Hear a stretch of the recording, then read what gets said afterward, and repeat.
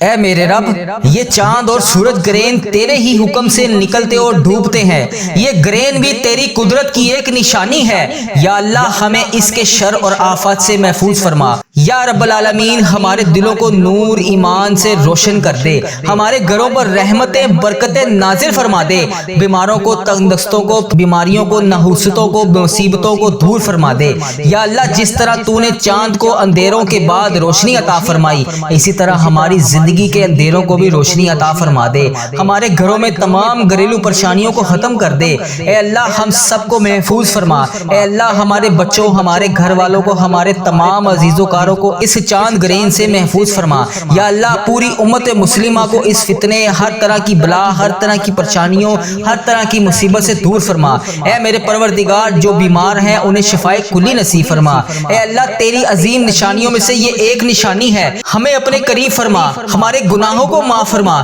ہمارے رزق میں برکت ڈال دے، ہماری بیماریوں کو دور کر دے، ہمیں دنیا اور آخرت کی کامیابیاں عطا فرما۔ اے میرے پروردگار جو بے روزگار ہیں انہیں روزگار عطا کر دے۔ یا اللہ جو پریشان حال ہیں ان کی پریشانیوں کو دور کر دے۔ یا اللہ جو مشکلوں میں ہیں ان کی مشکلیں آسان کر دے۔ یا اللہ جس نے جو بھی دعا کے لیے کہا اس چاند گرین سے اس کی حفاظت فرما، اس کی تمام پریشانیوں کو دور کر دے۔ یا اللہ جو بہنیں حاملہ ہیں، جو بیٹیاں حاملہ ہیں، یا اللہ انہیں اپنی حفاظت میں رکھ۔ اے پروردگار انہیں پیارے حبیب حضرت محمد مصطفیٰ صلی اللہ علیہ وآلہ وسلم کے صدقے اپنی حفاظت میں رکھ۔